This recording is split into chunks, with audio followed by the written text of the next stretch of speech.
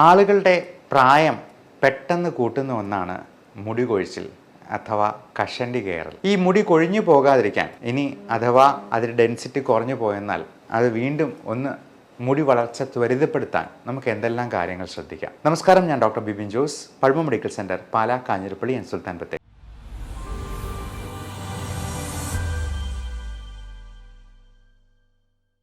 മുടി കൊഴിച്ചിലിന് പല കാരണങ്ങളുണ്ട്. ജനിതകമായിട്ട് ഇപ്പോൾ ഫാദറിന് കഷണ്ടി ഉണ്ടെന്നുണ്ടെങ്കിൽ മക്കൾക്കും കഷണ്ടി ഉണ്ടാകാനുള്ള സാധ്യത കൂടുതലാണ്. നമ്മുടെ വൈ ക്രോമസോമിൽ തന്നെ ഈ കഷണ്ടിയുടെ ഒരു ജീൻ ഒളിഞ്ഞിരിപ്പുണ്ടാകാം എന്നുള്ളതാണ് അതിന് കാരണം. അപ്പോൾ ജനിതകമായിട്ടുള്ള കഷണ്ടി നമുക്ക് തടയുന്നതിന് ഒരു പരിധിയുണ്ട്. അങ്ങനെ വരുന്നത് നമുക്ക് ഫേസ് ചെയ്യുക അല്ലാണ്ട് വേറെ നിവൃത്തിയില്ല. അങ്ങനെയുള്ളപ്പോൾ നമുക്ക് ഹെയർ ട്രാൻസ്പ്ലാന്റേഷൻ ഉള്ള നൂതന ചികിത്സാ മാർഗങ്ങളുമുണ്ട്. അതിനു മുൻപ് നമുക്ക് ഈ ന്യൂട്രീഷണൽ ഡെഫിഷ്യൻസി കൊണ്ട് മറ്റ് പ്രശ്നങ്ങൾ കൊണ്ട് ഉണ്ടാകാവുന്ന മുടി കൊഴിച്ചിലിനെ എങ്ങനെയൊന്ന് സ്റ്റോപ്പ് ചെയ്യാം. മെയിനായിട്ടും ഇതിനകത്ത് വരുന്ന ഒരു കാര്യം, നമുക്ക് പലതരത്തിലുള്ള അലർജി മൂലമുണ്ടാകുന്ന ഡാൻഡ്രഫ് അല്ലെങ്കിൽ താരൻ ഇതിൻ്റെ ഒരു പ്രധാന കാരണമാണ്. ഈ ഡാൻഡ്രഫ് അഥവാ താരൻ എന്ന് പറയുന്നത് നമ്മുടെ സ്കാൽപ്പിലെ സ്കിന്ന് ഡ്രൈ ആയിപ്പോയി ആ ഡ്രൈനെസ് കൊണ്ട് തന്നെ ഈ സ്കിന്നിൽ ചെറുതായിട്ട് ഇളകി വരുന്ന ഫ്ലേക്സ് ഓഫ് സ്കിന്ന് തന്നെയാണ് താരൻ എന്ന് നമ്മൾ വിളിക്കുന്നത്. ഇതിന് പലപ്പോഴും അലർജി ഒരു കാരണമാണ്. പലതരത്തിലുള്ള പ്രോട്ടീൻ അലർജി ഉണ്ടാകാം, പലതരത്തിലുള്ള ഭക്ഷണങ്ങളോട് പ്രശ്നങ്ങളുണ്ടാകാം.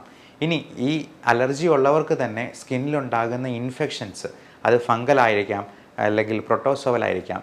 അതുകൊണ്ട് തന്നെ ഈ താരനുള്ളത് കൊണ്ട് മെഡിസിനൽ ഷാംപൂ, കീറ്റോകോണസോൾ പോലുള്ള ഷാംപൂ ആഴ്ചയിൽ 2 ദിവസം വീതം കണ്ടിന്യൂ ചെയ്ത് ഉപയോഗിക്കാനായിട്ട് ഡോക്ടർമാർ നിർദ്ദേശിക്കാറുണ്ട്. അതുകൊണ്ട് തന്നെ അലർജി ഉണ്ടോ എന്നുള്ളത് IgE ലെവൽ പരിശോധിച്ച് കൃത്യമായിട്ട് മനസ്സിലാക്കുക. അലർജി ഒത്തിരി കൂടുതലുണ്ടെങ്കിൽ, ഒരു 150 മുകളിൽ IgE കാണിക്കുന്നുണ്ടെങ്കിൽ അലർജിയുടെ ഒരു സ്കിൻ പ്രിക് ടെസ്റ്റ് നടത്തി എന്തൊക്കെ ഭക്ഷണത്തിനാണ് അലർജി എന്നുള്ളത് നോക്കി അത് ഒഴിവാക്കുക. ഒരുപാട് കൂടുതലായിട്ട് IgE കാണിക്കുന്നെങ്കിൽ അതിന് ഇമ്മ്യൂണോതെറാപ്പി എന്ന ട്രീറ്റ്മെൻറ്റ് വഴി മറ്റ് അലർജിക് സിംറ്റംസും കൂടെ ഉണ്ടെന്നുണ്ടെങ്കിൽ ഇമ്മ്യൂണോതെറാപ്പി വഴി ഫലപ്രദമായി നമുക്ക് അലർജിയെ ഡീസെൻസിറ്റൈസ് ചെയ്തെടുക്കാവുന്നതാണ്. രണ്ടാമത്തെ ഒരു പ്രധാനപ്പെട്ട പ്രശ്നമാണ് പാരസിറ്റിക് ഇൻഫെസ്റ്റേഷൻസ്. അതായത് പലതരത്തിലുള്ള കൃമി ശല്യം, നമ്മുടെ വയറിലുണ്ടാകുന്ന പ്രശ്നങ്ങൾ. അത് ആൽബൻഡസോൾ, ഐവർമെക്റ്റിൻ പോലുള്ള മരുന്നുകൾ കൊണ്ട് 6 മാസത്തിലൊരിക്കൽ ഫാമിലിയിലെ എല്ലാവർക്കും ഒരുമിച്ച് ഇതിനുള്ള മരുന്ന് കഴിക്കാനായിട്ട് ഡോക്ടർ നിർദ്ദേശിക്കുന്ന കാരണം ഈ വേം ഇൻഫെസ്റ്റേഷൻ മൂലം നമുക്ക് മുടി കൊഴിച്ചിലുണ്ടാകാം എന്നുള്ളത് കൊണ്ടാണ്. ഇനി മൂന്നാമത്തെ ഒരു പ്രധാനപ്പെട്ട പ്രശ്നം ന്യൂട്രീഷണൽ ഡെഫിഷ്യൻസീസ് ആണ്. ഏറ്റവും പ്രധാനമായിട്ടും നമുക്ക് B7 എന്ന് പറയുന്ന വൈറ്റമിൻ നമുക്ക് മുടി വളർച്ചയ്ക്ക് അത്യാവശ്യമായിട്ടുള്ള സംഗതിയാണ്, ബയോട്ടിൻ. അതുപോലെ പലതരത്തിലുള്ള ആമിനോ ആസിഡ്സ്, പ്രോട്ടീൻ.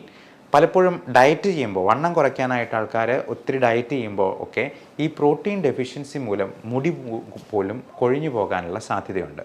അതുകൊണ്ട് പ്രോട്ടീൻ റിച്ച് ആയിട്ടുള്ള ഫുഡ് നമ്മൾ കൂടുതലായിട്ട് ഉൾപ്പെടുത്താനായിട്ട് ശ്രദ്ധിക്കണം. പ്രത്യേകിച്ചും മുട്ടയുടെ വെള്ള നല്ല പ്രോട്ടീനാണ്. ഇറച്ചി, മീൻ ഒക്കെ കറി വെച്ചത് കഴിക്കാം. അത് ചിക്കൻ കൂടുതലായിട്ട് ഉപയോഗിക്കുക. റെഡ് മീറ്റ് അവോയ്ഡ് ചെയ്താലും കുഴപ്പമില്ല. ഇനി വെജിറ്റേറിയൻസ് ആണെങ്കിൽ കാഷ്യൂനട്ട്, ബദാം, മുളപ്പിച്ച പയറുവർഗ്ഗങ്ങൾ തുടങ്ങിയവയെല്ലാം പ്രോട്ടീൻ നമുക്ക് സമ്പുഷ്ടമായിട്ട് ഉൾക്കൊണ്ടവയാണ്. അത് തന്നെ മുടി വളർച്ചയ്ക്ക് വളരെ അത്യാവശ്യമാണ്. ഇനി ചിലപ്പോൾ ഈ എഗ് വൈറ്റ് തന്നെ മുടിയിൽ തേച്ച് പിടിപ്പിക്കാറുമുണ്ട്. എഗ് യോക്ക് നമ്മൾ തേച്ച് പിടിപ്പിക്കുന്നത് നല്ലതാണ്, പക്ഷേ അത് ഒത്തിരി സ്മെല്ലുണ്ടാക്കാൻ സാധ്യതയുള്ളത് കൊണ്ട് എഗ് വൈറ്റ് മാത്രമായിട്ട് മുടിയുടെ സ്കാൽപ്പിൽ തേച്ച് പിടിപ്പിക്കാനായിട്ട് പറയും.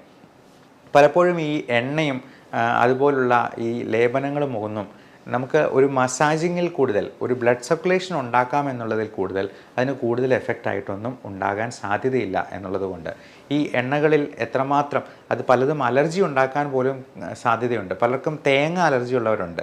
അത് അങ്ങനെയുള്ള ഒരു വെളിച്ചെണ്ണ തേച്ച് കഴിഞ്ഞിട്ടുണ്ടെങ്കിൽ ജലദോഷവും തുമ്മലും ഒക്കെ ആയിട്ടുള്ള പ്രശ്നങ്ങളും മുടി കൊഴിച്ചിൽ കൂടുതലാകാനും ഒക്കെ കാരണമാകാറുണ്ട്. ഇനി PRP എന്ന് പറയുന്ന ഒരു പുതിയ തരത്തിലുള്ള ട്രീറ്റ്മെൻറ്റും ഇപ്പോൾ നിലവിലുണ്ട്. Platelet rich plasma. ഒരാളുടെ പ്ലാസ്മ അയാളുടെ ബ്ലഡിൽ നിന്ന് തന്നെ വേർതിരിച്ചെടുത്ത് അതിൽ കൂടുതലായിട്ട് ഗ്രോത്ത് ഫാക്ടേഴ്സ് അടങ്ങിയിട്ടുള്ളത് കൊണ്ട് നമുക്ക് നമ്മുടെ മുടിയിൽ മസാജ് ചെയ്യുമ്പോഴത്തേക്കും സ്കാൽപ്പിൽ ഉള്ള ബ്ലഡ് സർക്കുലേഷൻ കൂടുകയും ഈ ഗ്രോത്ത് ഫാക്ടേഴ്സ് കൂടുതലായിട്ട് വന്ന് മുടി കൂടുതൽ ഉണ്ടാകാൻ സഹായിക്കുകയുമാണ് ചെയ്യുന്നത്. PRPയിൽ നമ്മൾ ചെയ്യുന്നത് ഇത് തന്നെയാണ്. ഏറ്റവും റിച്ച് ആയിട്ടുള്ള ഗ്രോത്ത് ഫാക്ടേഴ്സ് നമ്മുടെ ബ്ലഡിൽ നിന്ന് തന്നെ എടുത്ത് നമ്മുടെ സ്കാൽപ്പിലേക്ക് ഇഞ്ചെക്റ്റ് ചെയ്യുന്ന ഒരു പ്രൊസീജിയറാണ്. അത് നമ്മൾ മാസത്തിൽ 1 എന്നുള്ള കണക്കിൽ 6 മാസത്തേക്കെങ്കിലും എടുത്തെന്നാൽ തീർച്ചയായിട്ടും അതിൻ്റെ ഫലം നമുക്ക് കാണാവുന്നതാണ്. ഇനി ഗ്രോത്ത് ഫാക്ടർ കോൺസെൻട്രേറ്റ്, GFC എന്ന് പറയുന്ന ഈ PRPയിൽ നിന്ന് കുറച്ചുകൂടി അഡ്വാൻസ്ഡ് ആയിട്ട് അത് എടുക്കുന്ന ട്യൂബിലുള്ള വ്യത്യാസം വെച്ചിട്ടാണ് ഇതിനെ രണ്ടായിട്ട് പറയുന്നത്, PRPയും GFCയും. ഈ GFC തന്നെ ഇഞ്ചെക്ട് ചെയ്യുന്നത് വഴി നമുക്ക് കുറച്ചുകൂടി ഈ ഗ്രോത്ത്, ഹെയറിൻ്റെ ഗ്രോത്ത് പ്രൊമോട്ട് ചെയ്യാനായിട്ട് സാധിക്കും. അതൊരു 30 മുതൽ 50% വരെ ഈ ഹെയർ ഗ്രോത്ത് കൂട്ടാനായിട്ട് സഹായിക്കുമെന്നുള്ളതാണ് പഠനങ്ങൾ സൂചിപ്പിക്കുന്നത്. ഇത് കൂടാതെ ഇത്തരത്തിലുള്ള വൈറ്റമിൻസ് എല്ലാം ഒരുമിച്ച് അടങ്ങിയിട്ടുള്ള ടാബ്ലറ്റ്സ് ആയിട്ടും ചിലപ്പോൾ ഡോക്ടർ നിർദ്ദേശിച്ചേക്കാം. പ്രോട്ടീൻ സപ്ലിമെൻറ്റ്സും ഈ പറഞ്ഞ പോലുള്ള മരുന്നുകളും ആൽബൻഡസോൾ പോലുള്ള ഡീവേമിങ്ങിനായിട്ടുള്ള ടാബ്ലറ്റുമൊക്കെ നിശ്ചിത കാലയളവിൽ ഡോക്ടർ എല്ലാ ഫാമിലി മെമ്പേഴ്സിനും എല്ലാവർക്കും ഒരുമിച്ച് കഴിക്കാനായിട്ട് പറയുന്നത്. കാരണം ഒരാളിൽ മാത്രം ഈ വർം ഇൻഫെസ്റ്റേഷൻ നിലനിന്നാൽ അത് മറ്റുള്ളവരിലേക്കും കൂടി ഉണ്ടാക്കാം. ഇപ്പോൾ വീട്ടിൽ പാചകം ചെയ്യുന്ന അമ്മയുടെ നഖത്തിലോ ഒക്കെ ഇതിൻ്റെ പാരസൈറ്റ്സിൻ്റെ എഗ്ഗോ അല്ലെങ്കിൽ ഓവമോ ഒക്കെ അടങ്ങിയിട്ടുണ്ടെങ്കിൽ അത് മറ്റുള്ളവർക്കും ഇത് പ്രശ്നങ്ങൾ സൃഷ്ടിക്കാമെന്നുള്ളത് കൊണ്ടാണ് ഫാമിലിയിൽ എല്ലാവർക്കും ഒരുമിച്ച് തന്നെ ഇത് കഴിക്കാനായിട്ട് പറയുന്നത്. ഇനി മുടി വളർച്ചയ്ക്ക് നമുക്ക് ചെയ്യാവുന്ന, വീട്ടിൽ തന്നെ ചെയ്യാവുന്ന കാര്യങ്ങളാണ് ഇത്തരത്തിലുള്ള നല്ല ന്യൂട്രീഷൻ നമുക്ക് സപ്ലിമെൻറ്റ് ചെയ്യുക, മാനസിക സമ്മർദ്ദം കുറയ്ക്കുക എന്നുള്ളത്. മെൻ്റൽ സ്ട്രെസ്സും ഉറക്കമില്ലായ്മയും മുടി കൊഴിച്ചിലിന് കാരണമാകുമെന്ന് പലർക്കും അറിയില്ല. നമുക്ക് നല്ല സ്ട്രെസ്സ് കൂടുമ്പോഴേക്കും നമ്മുടെ ലൈഫ് സ്റ്റൈൽ ഡിസീസസ് താളം തെറ്റും.